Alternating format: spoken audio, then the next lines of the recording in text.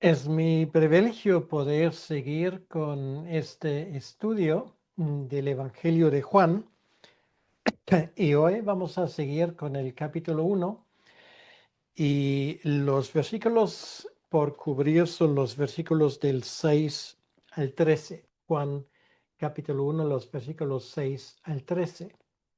Y si la última vez hablamos del verbo, hoy el tema será el testigo de la luz.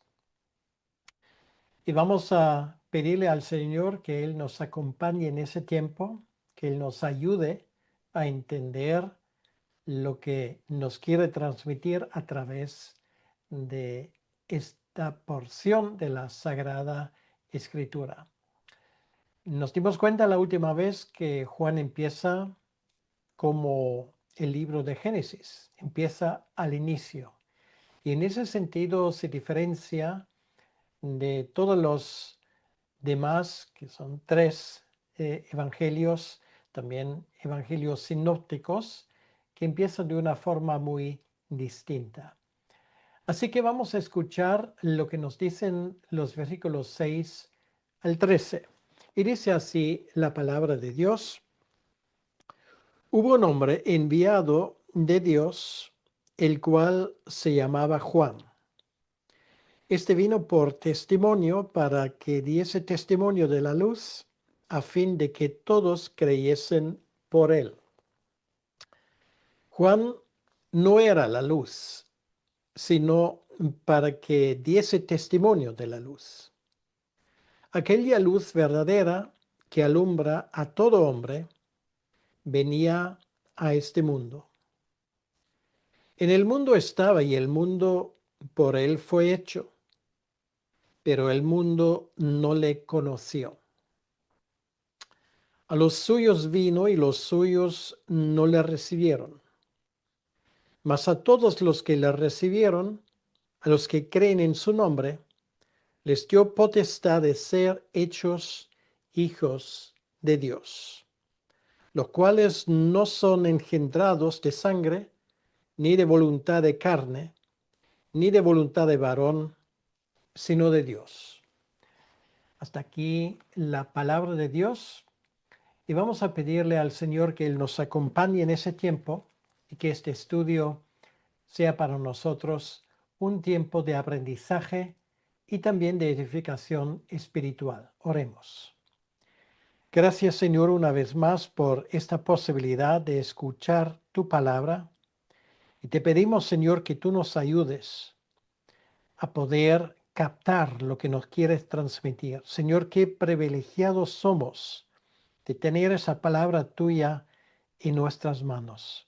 Te pedimos, Señor, humildemente que tú nos ayudes a seguir adelante y a poder no solamente entenderlo, sino también explicarlo a otros, lo que significa este prólogo de este precioso evangelio. Te lo pedimos, Señor, en tu nombre. Amén. Bien. Pues yo creo que todos hemos visto alguna vez lo que es una niveladora. Bueno, esto posiblemente en diferentes países hispanos tiene nombres diferentes. Una niveladora, pues, por ejemplo, prepara caminos. Si se construye una nueva carretera, pues hace falta una niveladora que quita todo el terreno que no hace falta y lo deja bien llano para que los constructores pueden asfaltar y poner una carretera en condiciones. Una niveladora en ese sentido quita obstáculos, pone a todo el mundo, para decirlo de alguna manera, en el mismo nivel. Ahora, esto era precisamente la tarea de Juan el Bautista, del cual este pasaje nos habla. Precisamente los versículos 6 al 8 nos hablan de Juan, mientras que los versículos 9 al 13 nos hablan de quien predica Juan, que es el Mesías. Lo primero que aprendemos en el versículo 6 en cuanto a Juan es su nombre y su cometido. Porque aquí dice, hubo un hombre enviado de Dios o enviado por Dios, como también se podría traducir. Y esto es muy interesante. Aquí su nacimiento no se cuenta. Por ejemplo, Lucas nos da casi todo un capítulo con las circunstancias del nacimiento de Juan. Bueno, Juan ya toma por sentado que los lectores ya saben de esto y enfoca todo este asunto de otra manera. Aquí dice que fue un hombre a diferencia del Mesías, que era hombre y a la vez era Dios. Juan simplemente era un hombre.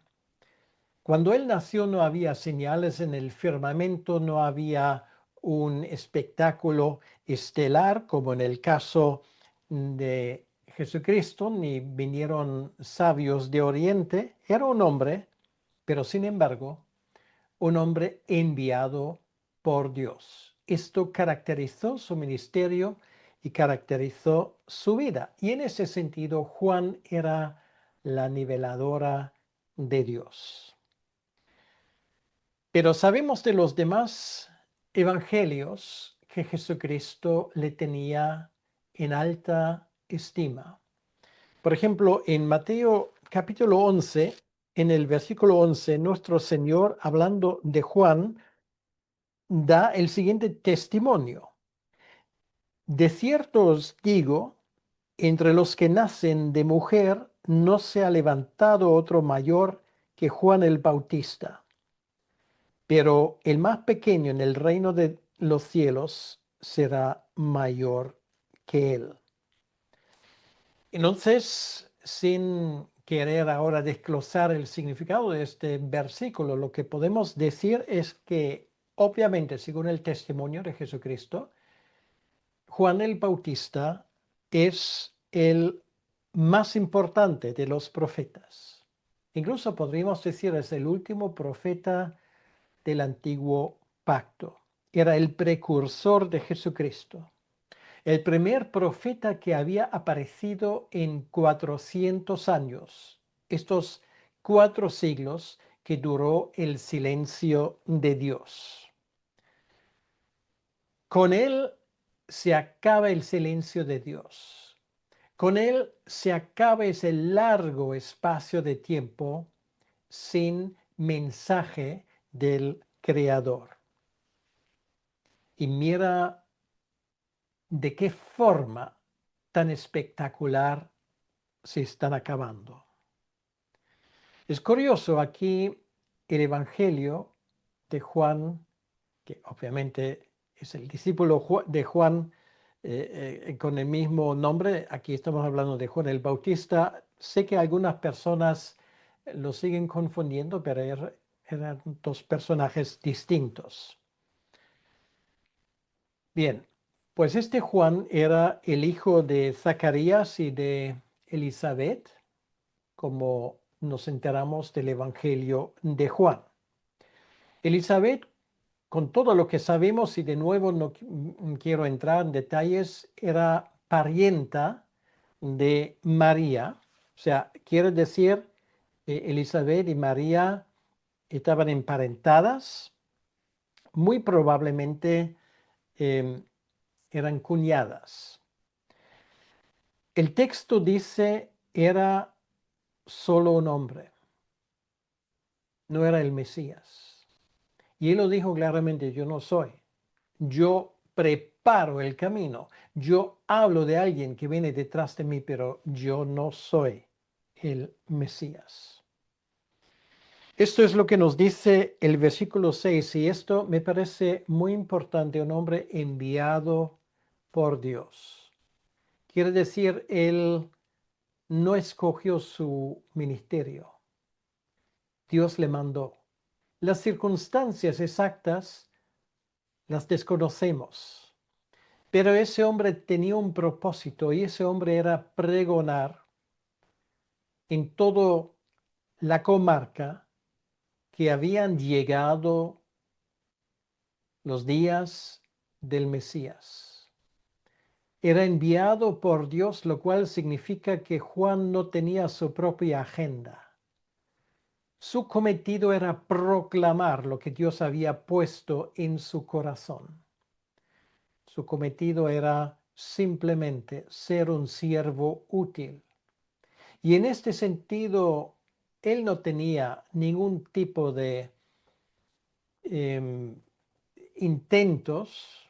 Él no intentaba de llevar a cabo un ministerio reconocido, un ministerio que cayó bien a la gente, sino él, como se dice en castellano, llamó al pan pan y al vino vino. No tenía pelos en la lengua. Hablaba de forma clara y la gente entendió su mensaje hasta tal punto de que acudieron en masas para escucharle. Era enviado por Dios y esto marca al fin y al cabo la esencia de cualquier ministerio. Por supuesto, el de Juan, pero también de cualquier ministerio hasta el día de hoy. Si no tenemos esa certeza que Dios nos ha mandado para proclamar su palabra, entonces nos falta lo más esencial. Y la cuestión no es si nosotros somos capaces de levantar muchas simpatías, o que la gente nos aplaude, o que la gente nos dé buenas ofrendas para que nosotros nos sintamos bien recibidos y valorados. Es todo lo contrario. Si Dios te ha mandado, estás obligado a predicar su palabra, no la tuya, su palabra. Y esto puede significar persecución, rechazo y que tengas el viento, o mejor dicho, la tempestad en contra. Y así ocurrió en el caso de Juan, como veremos más adelante. Su tarea la tenemos en el versículo 7 y 8. Vino por testimonio, es decir, su herramienta era la palabra. Y hablaba claramente, como acaba de decir, como una voz en el desierto. Y la gente vino hasta el desierto. Él no hablaba en un anfiteatro donde la gente se podía sentar cómodamente, sino hablaba allí en el valle del Jordán, donde hace un calor espantoso, donde hay mosquitos, donde hay mucho calor y humedad. Y allí estaba. Y sin embargo, la gente acudió en masas. Su voz era áspera, clara, y el contenido de sus palabras era capaz de ofender, y ofendió a más que uno. Porque dijo lo que la gente no quería escuchar en primer lugar. Juan jamás hubiese ganado ningún concurso de predicadores que ahora están tan de moda, ni le hubiesen votado por predicador del año, de ninguna manera. No le importaba lo políticamente correcto, no le importaba que Herodes o los procuradores romanos, en este caso Pilato, estuviesen contentos. No le importaba todo eso. Lo que le importaba era decir lo que tenía que decir, porque fue enviado por Dios. Era un hombre extraño. Estoy seguro que a su lado no te hubiese sentido bien. Empezamos con su dieta. Comió miel silvestre y langosta. Bueno, langostas no las langostas que se sacan del mar, sino langostas los insectos. Entonces, estoy seguro que no era una dieta que ni te hubiese encantado a ti, ni a mí tampoco.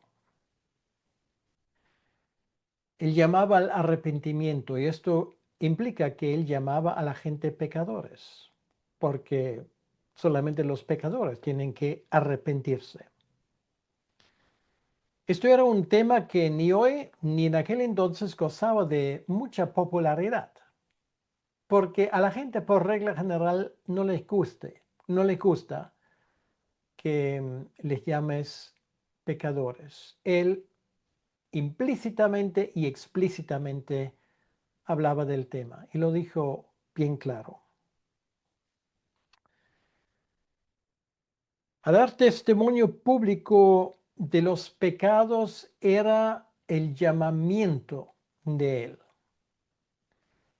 La gente no solamente se conformó asentando, diciendo, qué poderosa palabra acabamos de escuchar, qué unción tiene ese hombre. Esto a Juan realmente le importaba un bledo. Él les dijo muy claramente, si la cosa va en serio, señores y señoras, entonces aquí hay agua. Y en señal de vuestra disposición de cambiar vuestra vida, ahora ustedes tienen la posibilidad de arrepentirse y mostrarlo públicamente bautizándose. Esto era algo que había que pensárselo dos veces, porque esto significa una clara identificación con su ministerio. Un hombre que, y de eso aún no hemos hablado, no solamente por su dieta y por su voz de trueno, sino también por la forma como él vestía realmente, no se ajustaba a las modas del tiempo.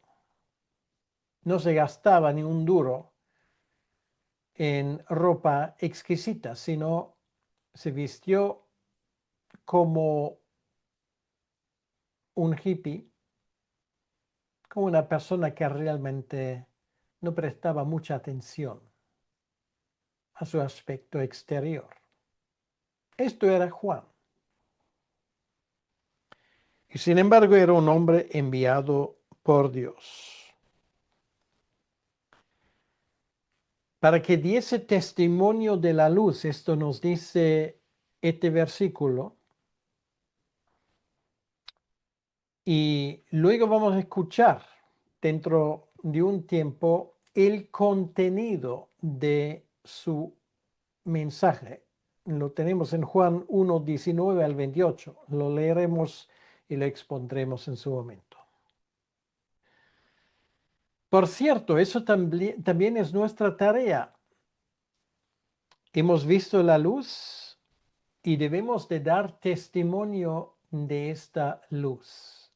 Esto describe de una forma muy exacta lo que es nuestra tarea y lo que es nuestro más sagrado llamamiento. Hablar en el nombre de aquel que nos envió. Y ninguna época es más adecuada que la nuestra, donde realmente la gente ha perdido el norte y todos estamos deseando que el conocimiento de Dios de nuevo se extienda en nuestros respectivos países. Todos anhelamos un avivamiento, pero ¿cómo van a arrepentirse si no hay nadie que predique el Evangelio? Dice Pablo en Romanos capítulo 10. Esta es nuestra tarea, predicar a tiempo y a destiempo.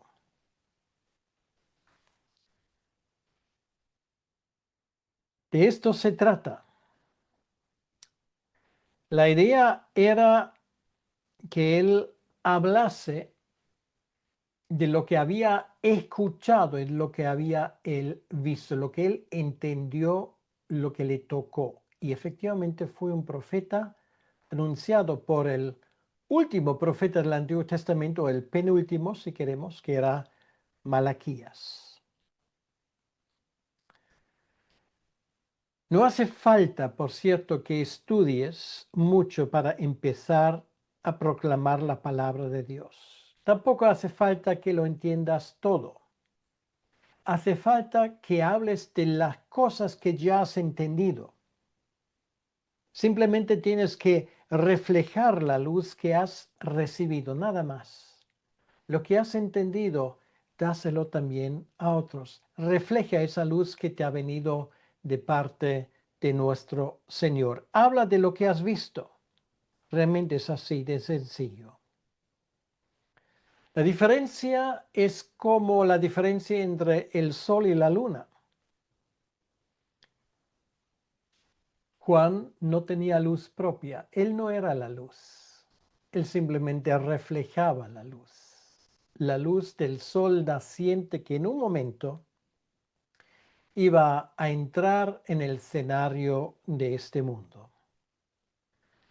La idea es que a fin de que todos creyesen,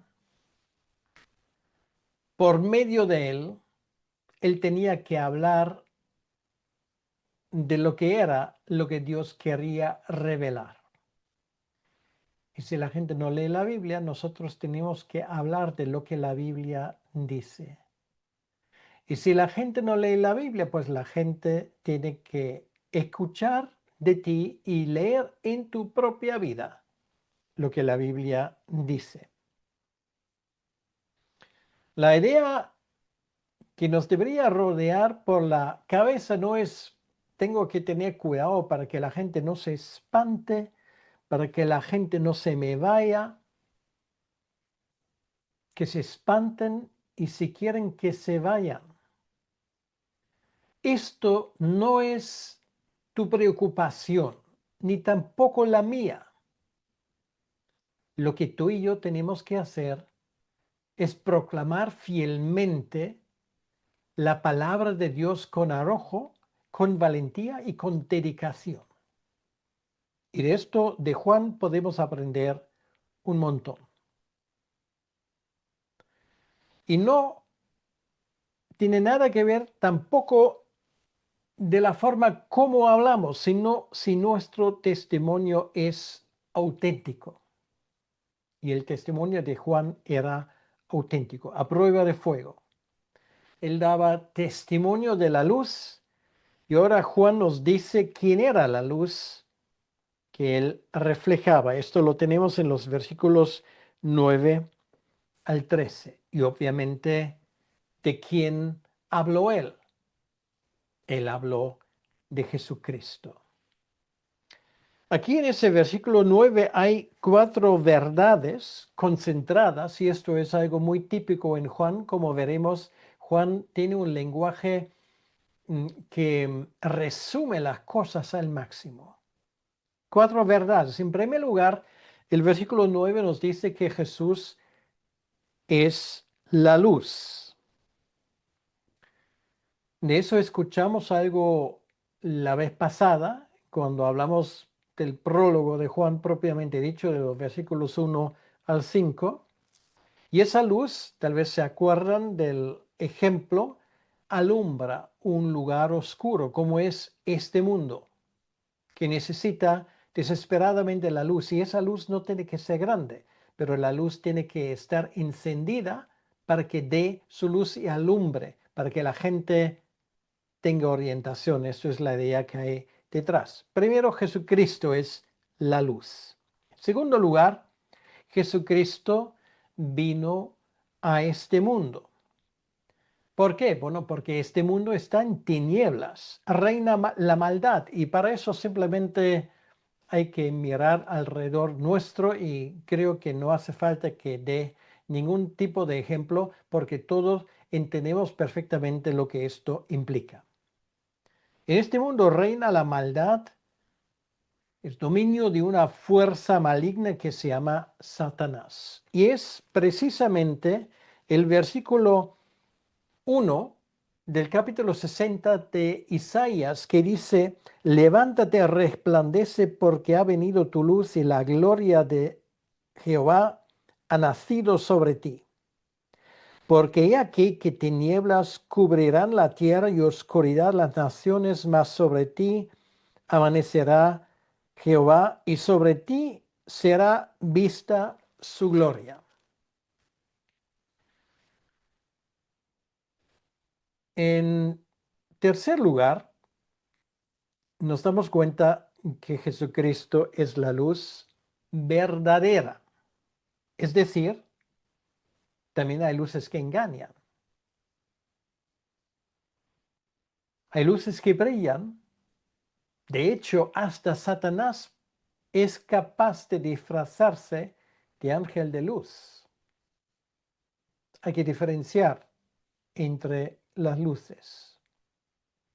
Y estas luces que engañan, pues brillan por un momento y luego se apagan o te indican en una dirección equivocada.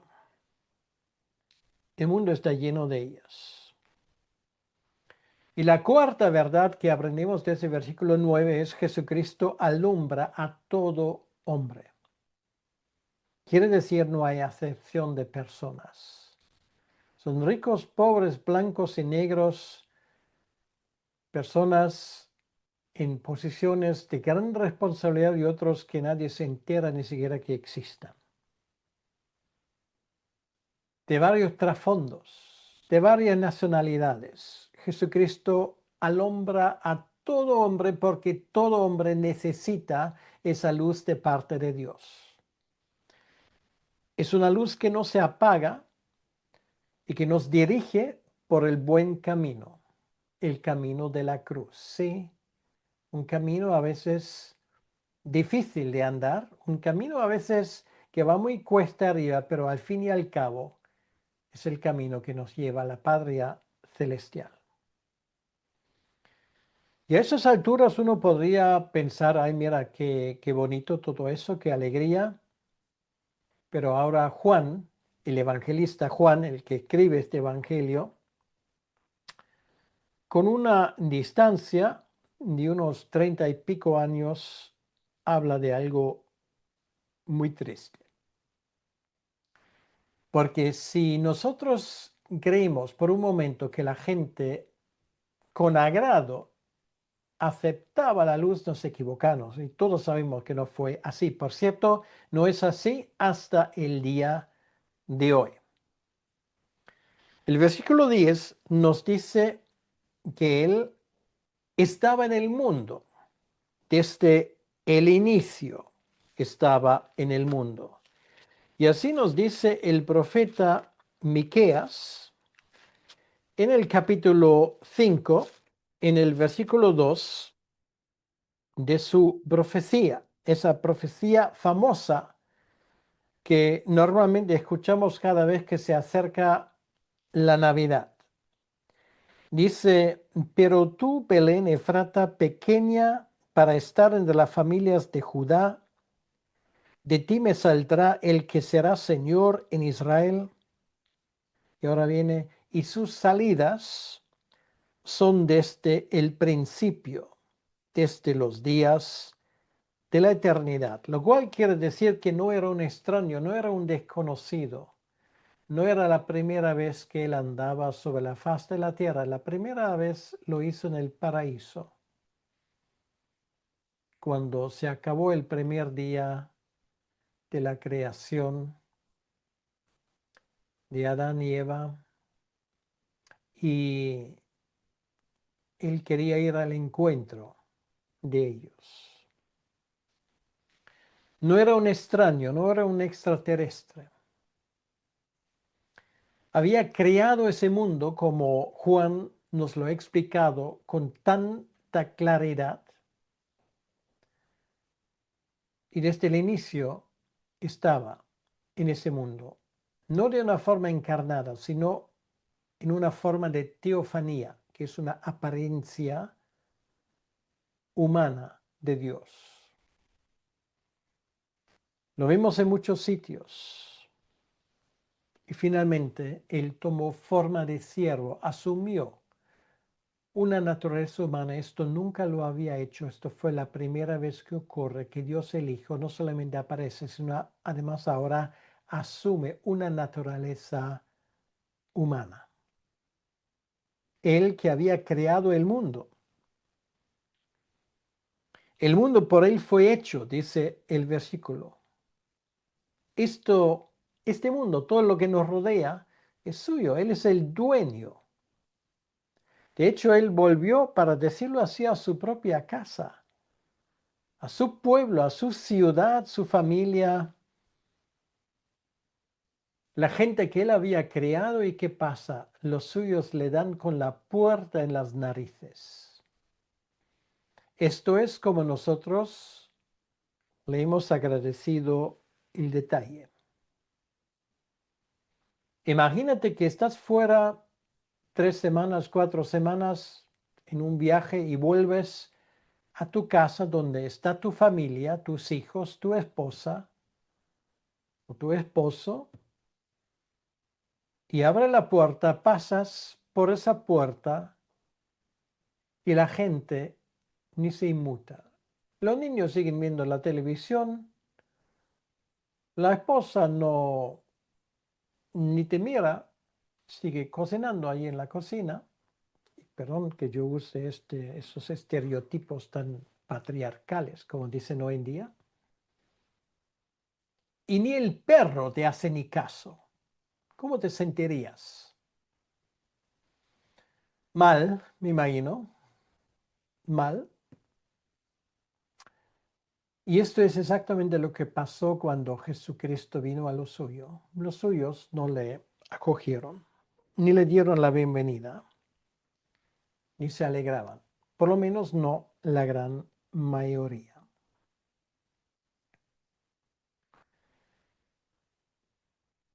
Esto realmente es muy triste. El mundo no le conoció, no quería conocerle, no está interesada en ese tipo de cosas. ¿Por qué? Porque ese mundo quiere realizarse a sí mismo, quiere hacer lo que le da la gana y no quiero que nadie le diga lo que tenga que hacer.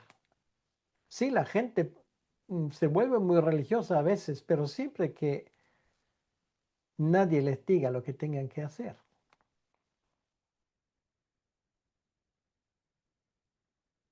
No le conocieron. Esa palabra que se usa aquí en el Evangelio de Juan está relacionada con la palabra agnóstico.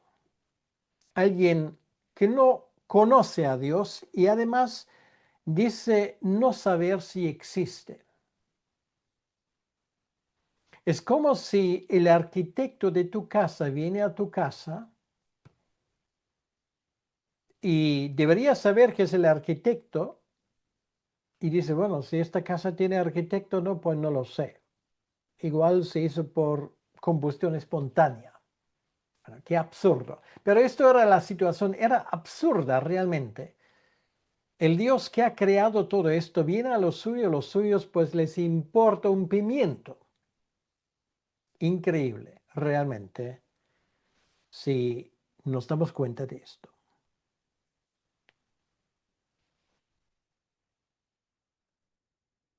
Agnósticos eran. Su rostro está en cada esquina, sus huellas por todas partes, cada día proclama su gloria, el universo lleva su marca, cada ser humano, hasta copa de nieves, cada copo de nieves lleva su marca porque es distinto. Y el mundo dice, no tenemos interés.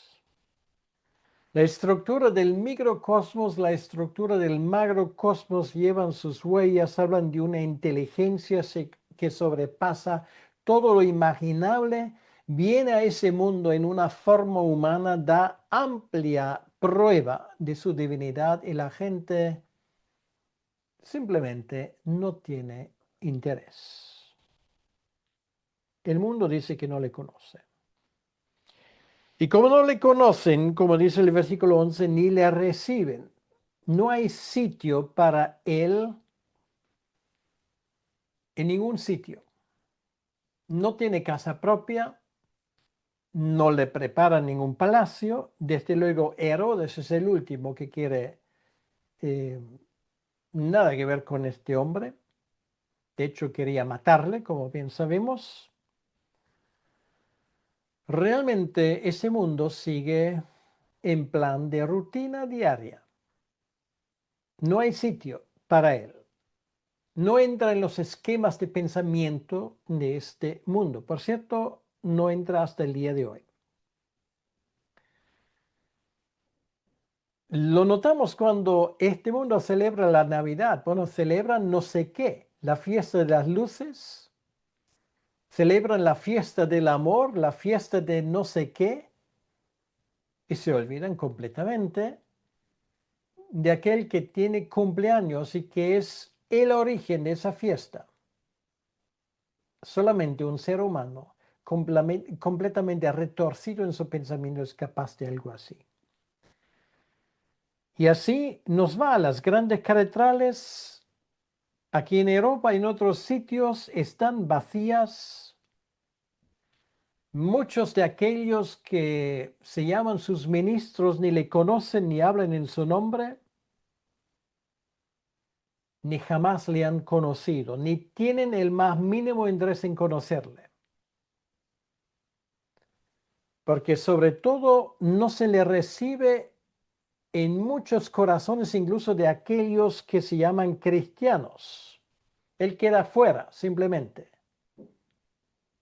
Y en la puerta hay un letrero y en ese letrero pone: aquí mando yo. Tú te quedas ahí fuera. Pero también hay un lado positivo. De esto nos habla el versículo 12. Existe el otro lado, los que responden. Y de nuevo Juan nos da un montón de información. Versículo 12 nos dice: sí que los reciben algunos, empezando con sus padres. Luego los pastores, los magos de Oriente, los discípulos, y ahora en el año 2026 millones de personas a lo largo de la historia. No son suficientes, no es la totalidad, todavía hay un trabajo que hacer, pero el movimiento llamado el reino de Dios está creciendo. Recibirle, como dice aquí, no es un acto sacramental, como algunos dicen que es la hostia que tú recibes en tu mano y luego la pones en tu boca. No, así no se recibe a Cristo, aunque la Iglesia Católica Romana lo entiende así. Esto es un absurdo. Aquí estamos hablando de otra cosa completamente distinta. Recibirle significa someterse a su autoridad, recibirle en la casa de tu vida, como dice de Zaqueo: hoy ha venido la salvación a esta casa. Y bueno, Zaqueo le recibió en su casa, habiendo cambiado su vida completamente.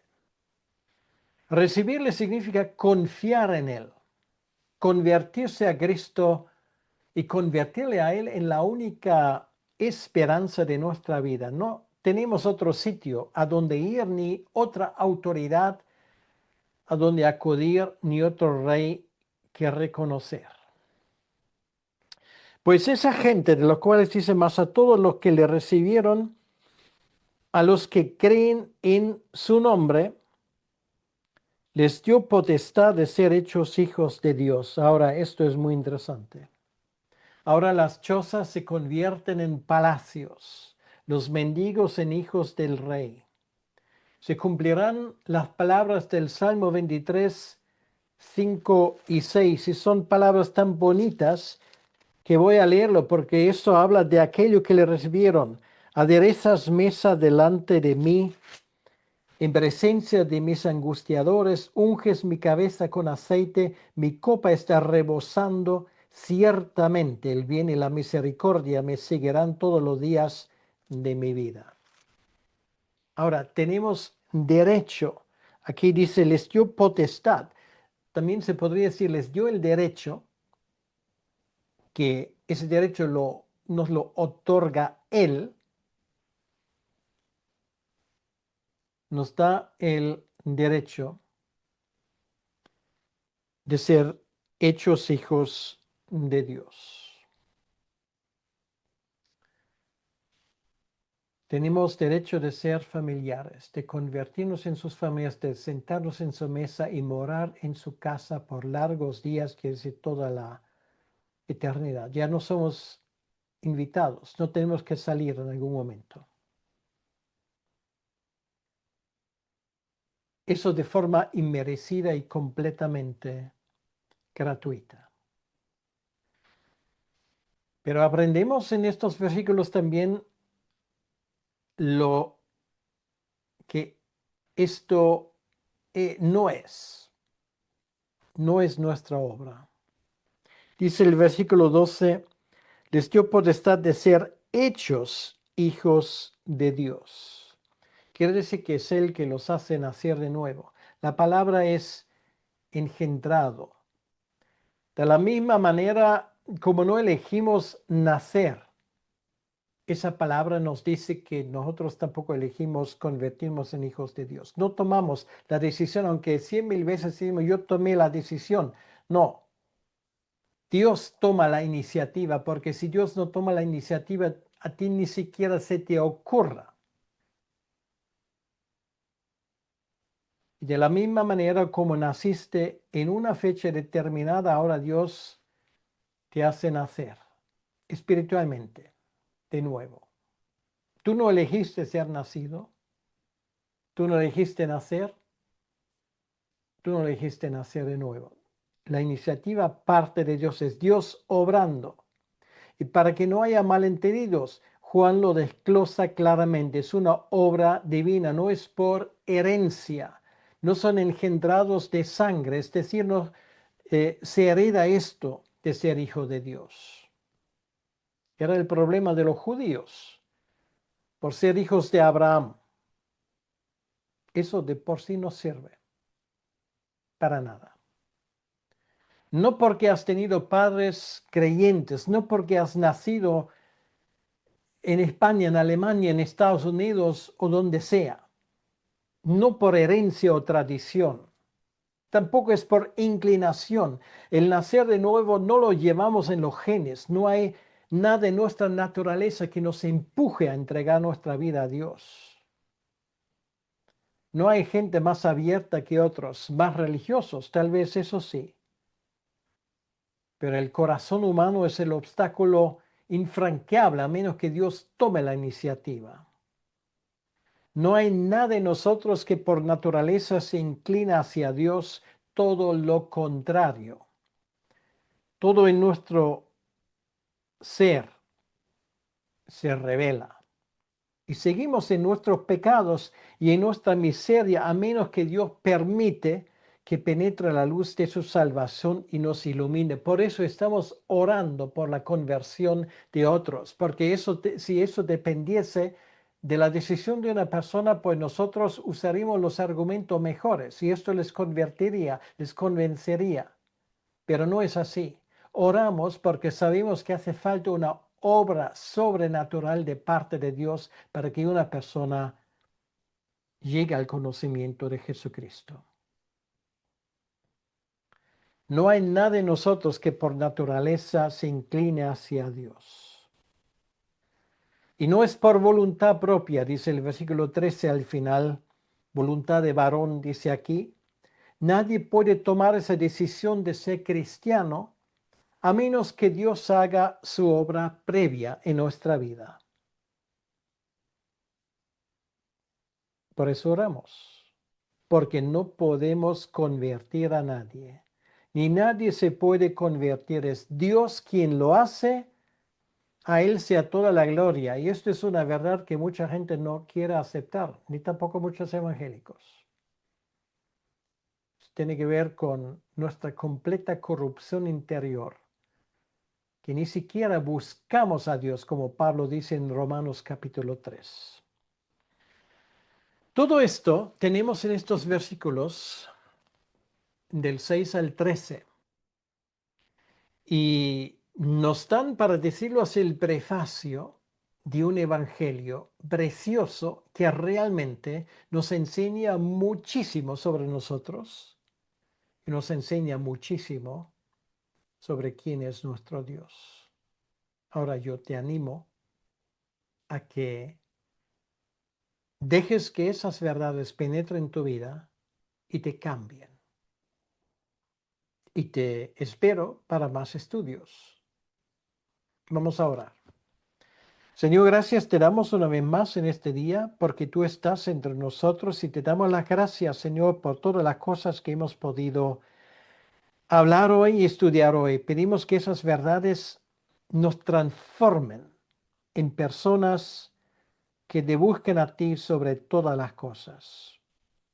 Te lo pedimos, Señor, en tu nombre, para tu honra y tu gloria. Amén. Que Dios te bendiga.